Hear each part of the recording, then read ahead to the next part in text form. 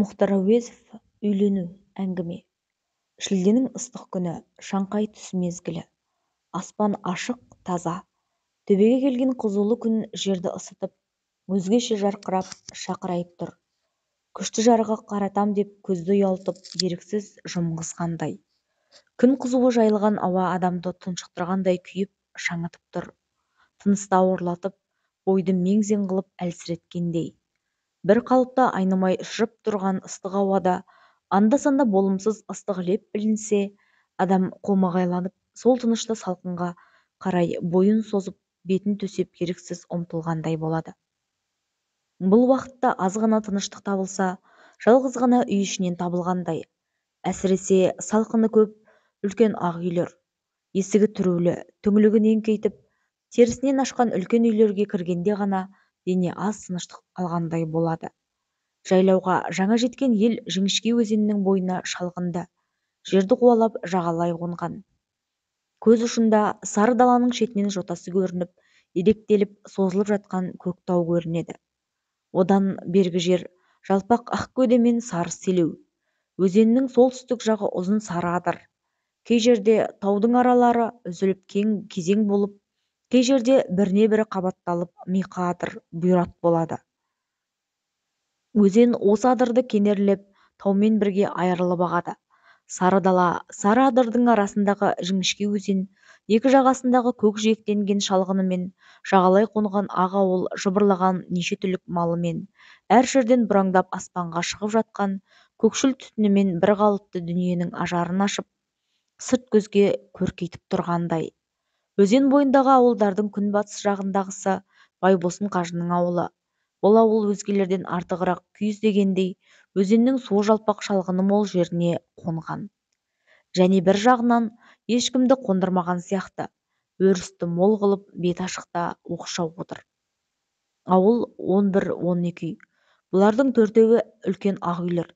Бірі байдың өз үйі, екеуі балаларынікі, төртіншісі жаңа киізден істелген, сыртын манатпен оюлаған 5 қанат ақ отау ұзатылатын қыздың үйі. Ауылдағы қалған үйлердің көбі кішкене, 3-4 қанат жыртықтау қара үйлер, малшы қосшының үйлері. Ауылдан 200 қадамдай жерге қағылған көгалдағы үлкен желіде амалсыздан жатқан байлаулы құлындардан басқа ірі жылқы жоқ. Бәрі де өзенге түсіп, 2-3 жерге топтанып үйездеп тұр. Әншейінде шыдамды жылқы дәл бұл уақытта ыстықты шын ауырлап мең-зең болып тұрғандай. Олардың ыстықтан мазасы бір кетсе, ызыңдап ұшқан тынымы жоқ көкбас сона, бөгелектен тағы тыныштығы кетіп, суда аяқтарымен шалпылдатып, құйрығымен екі жағын сабаланып, тыным ала алмай тұр. Ыстық суыққа бірдей шыдамы жоқ сиырлар даладан оқыра қуып келсе, ауылда да тыныштық таба алмай аласұрып жүр. Анда-санда тыныштық алайын десе де, сәйгелдің бір қалыпты ызыңы естілгенде, көз аларып, құйрығын шаншып, жан-жаққа бытырай жөнеліп құтырғандай жосиды. Екі бүйірінен демін алып, ентігіп, танау қағып жүрсе де, күн ыстығы қайтқанша тыныштық алу жоқ сияқты. Байбосын ауылы кешеден бері қарай күндегісінен көңілдірек. Кеше екінді кезінде келген 5-6 кісі күйеулер ауылдың қызығын молайтып, қыз келіншек, бала-шаға, бозбалалардың желігін көбейткендей. Бір жағынан күйеулерге амандасуға келіп жатқан жақын ауылдың қыдырмашылары да ауылдағы қара құраны молайтып, ертеңді-кеш топырды көбейтіп жүр. Байдың келіндері, жақын ауылдың қыз-келіншектері түгелімен таза киімдер киіп, күйеулер отырған ақ отауға ерсілі-қарсылы кіріп шығып, даурығып, қалжың айтып, дамылсыз күліп, бірін-бірі жұлқылап ойнап, желігіп өтіседі. Күйеулермен қыдырып келген жұртта таңертеңнен қозғалмай отырып, әлденеше тегене қымызды ішіп алып қызысқан. Бірін-бірі қағытып қалжыңдасып, мысқылдап күлісіп, кейде қызыл кеңірдек болып, болымсызға дауласып та кетеді. Күйеулердің үйі қазіргі сағатта өте көңілді. У-шу, ойын-күлкі, қалжыңдар әлі басылған жоқ. Көп тұрду, көп күлкі арасында анда-санда домбыраға қосылып жіңішке дауыспен шырқаған әнші Матайдың маңызды әні де естіліп қояды.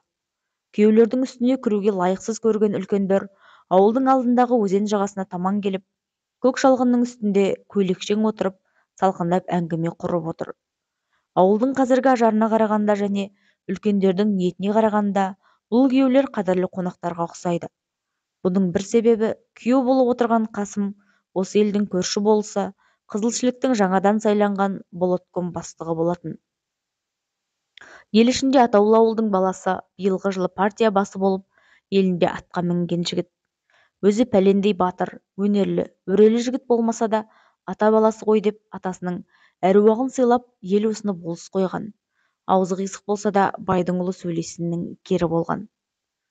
Күйеулердің бұдан басқа бір сыйлас болатын себебі, олардың қасына Қасымды болыс сайлаған нұсқаушы Оспан да ере келген. Оспан осы маңдағы 3-4 болысқа келген сайлаушы. Өзі шала оқыған мұғалім болса да, Қасымның айтуынша өнерімен жетілген деп саналады. Ұлықтықты ұқсата білген, сый-сияпатты тәуір көретін жігіт болғандықтан, Қасым аужайын байқап, әдейі қасына ертіп, қонақ ретінде алып келген. Сайлаушы төренің саяси пікірі қыр тұрмысына үйлеспесе де, қазақты жақсы көретіндіктен анау-мынау ойларды былай тастап, бәйбішенің үстіне тоқалдыққа Байбосынның қызын алғалы отырған Қасым досының қасына еріп келген. Қасымның жасы 40-тың шамасында, бетінде шешек шалған айқын таңбасы бар шұбар, қоңқақ мұрын, бітеу бастау, селдір қара сақалы бар, зор денелі аңсағай жігіт. Кісінің іші бауырын елжірететін құрамды жүйріктілі болмаса да, Оспанды ылғи төре деп сөйлеп, асты-үстіне түсіп, қорыққандай болып күтіп тұрады. Айтқан сөзінің бәрінде құптеп мақұлдап тұратын мінезімен төреге жаққан болатын. Оспан бұл мінездерін қазақтың қонақшылдығы, мырзалығы, кеңдігі деп сүйген еді. Сайлаушы таңертеңгі шайдан соң енді біраз гулять ет жасау керек деп, қыр кісілерінің бір жерде отыра беретін мінезін өзінше сөгіп, біраз жүріп келуге тысқа шыққан. Бірақ тыстың ыстығы шыққан жерден жайсыз көрінсе де, қайта кіруді ыңғайсыз көріп, қасына өзінің шабарманымен тағы 1-2 жігітті шақырып алып, ауылдағы әр нәрсені бұрын көрмеген кісідей тамашалап жүрді. Төреге жусап жатқан қой да, оқыралап жүрген сиыр да тамаша көрінді. Желеде жатқан құлынды көргенде ақ жүректігі ұстап, ыстықтап жатыр-ау байқұстар, әй, қазақ деген қандай жестокий деп бірталай ой ойлаған кісі секілденіп бір тұрды. Біраздан соң құрт қайнатып жетқан кемпірге келіп, бұдан не жасап шығарасың, кемпір, деп күлімсіреді. Өндіріс осы ғой, деді. Қасындағы жігіттер төренің бар сөзін мақұлдап, біздің қазекеңнің осындай қазақшылығы болады деп мысқылмен күліп қойды. Оспан осыдан аз уақыт бұрын құрт жемін деп жер ошақты жағалап, шешесінің мазасын ала бергенде, басына таңқ етіп талай тиген ожауды ұмытып, қазірде сол құртқа кісілік көрсеткендей болып тұрды. Осындай біраз сейіл жасап үйге қайтқанда, бұны тосып отырған күйеу бір оңаша сөзім бар деп бұны тысқа шақырды. Екеуі де тысқа шықты. Ауылдан 40-50 қадамдай жерге барған соң, көгалға жайланып отырып, Қасым сөз бастады. Қасымның айтпағы өз жайы екен. Тымағы көзіне тиіп, төмен қарап отырып, төре, мұнда маған жайсыздау бір әңгіме болып отыр. Бұл Байбосынның қызын мен жаңада айттырғам ғой. Әке-шешелері қызын бермекке ырза болып, бізден бірталай малды алып қойып еді. Енді бұл уақытқа шейін ай қарап жүрді ме білмеймін. Қызы, қатын үстіне тимеймін, ырза емеспін, бостандықтың заманы. Өзімнің көңілім сүйген кісіге тиемін. Оның жасы да үлкен деп айтады дейді. Әлі бұл сөз әкелерінің құлағына тимеген болса керек. Жаңа жеңгесі келіп осыны айтып кетті. Сайлаушыға айтамын, басыма бостандық аламын, сотқа барамын деп айтады дейді. Сонымен кеше де, бүгінде біздің қасымызға шақыртсам да келмей отыр. Бармаймын деп айтады дейді. Ата-анасы батасын алып, қызын беруге ырза болған. Құйрық бауыр жесіпте құда болғанбыз. Оның үстіне, мінекей, сізге сый көрсетемін деп әдейі өзіңізді ертіп келіп отырмын. Осыны қалай дейсіз? Қашқанның да, қуғанның да тірегі сізсіз ғой. Арыз беремін деп отырған да сіз екенсіз. Лайық көрсеңіз, өзіңіз соны сөйлесіп, ақымақтық қылма десеңіз қайтеді. Сіздің сөзіңізге тоқтайды ғой. Оспан аз ойлағансып отырып шімірікпестен, жарайды, мен сөйлесейін. Мұнысы қисынсыз екен. Қанша бостандық дегенмен қазақтың қазақшылығына лайықсыз жұмыстың орны жоқ қой, деді. Қасым көңілденіп күліп, төре-ау, тіпті енді декретінде күйеуі келіп отырған қыз да бұзылсын деген бе? Мұнысын қойғызыңыз, деді. Жігіттер осы ретте сөздерді тағы біраз сөйлескен соң түрегелісіп үйге қарай жүрді. Оспан сол бетімен барып қызбен сөйлеспекші болды. Қалыңдық бұлар отырған үйге келмегендіктен пішінін Оспан әлі күні көрмеген болатын. Төре күйеулердің үйінен өтіп, қыз отырған кіші отаудың жанына тықталғанда, қалтасынан тарағын алып тыста тұрып шашын тарап, қоразданып, қақырынып үйге кірді.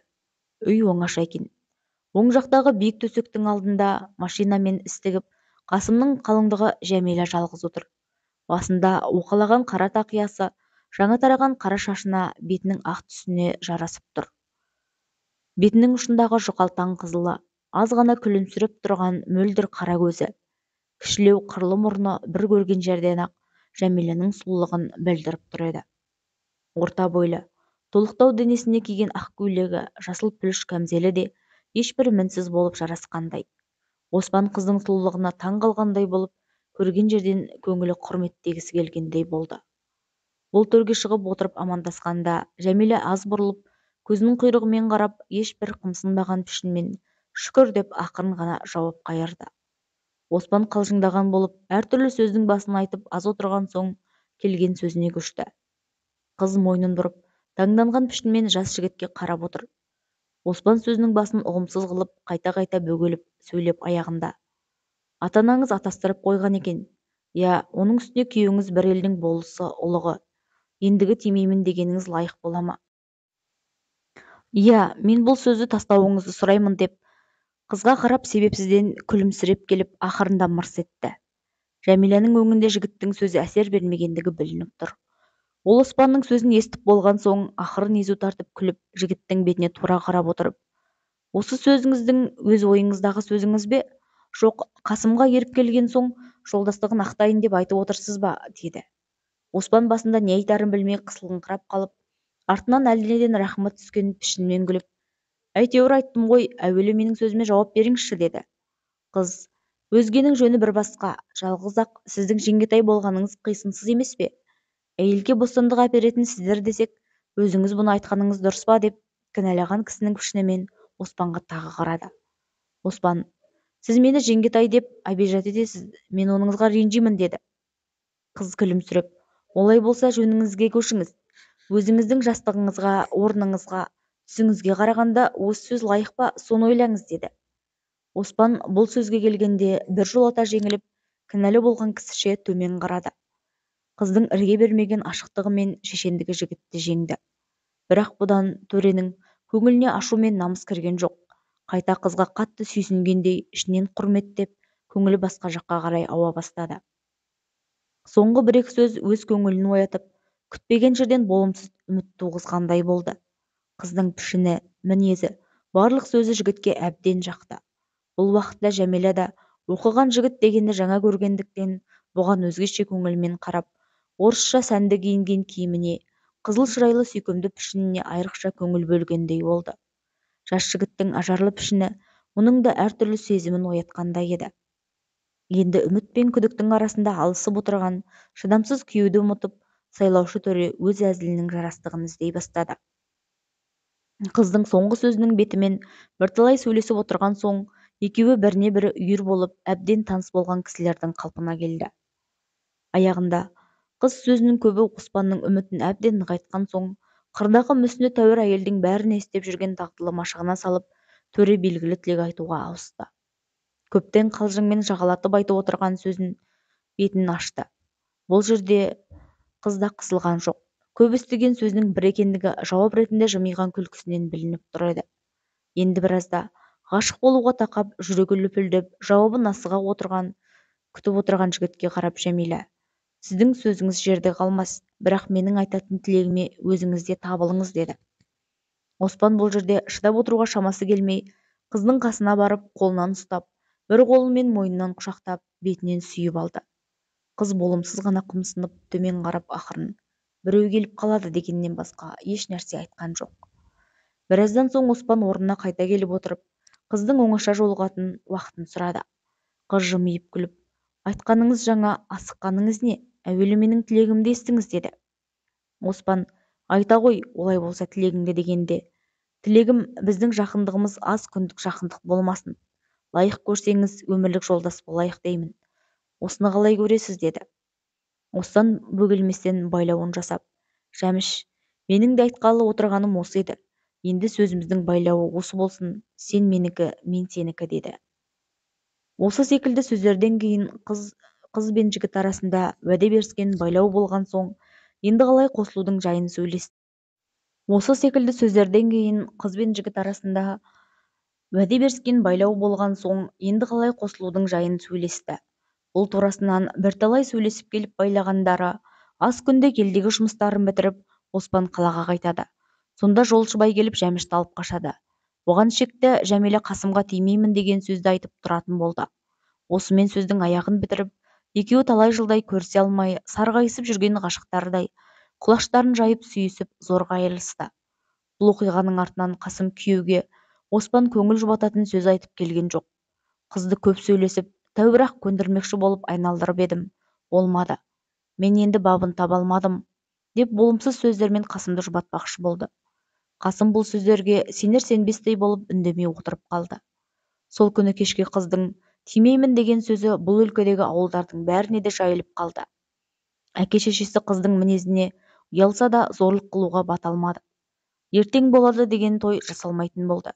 Кешеден желігіп жүрген сауықшыл жастардың бәрі де басылып қалды. Аяғында сол күні түнде күйеу қасындағы жолдастарымен ақылдасып, еліне қайтпақшы болды.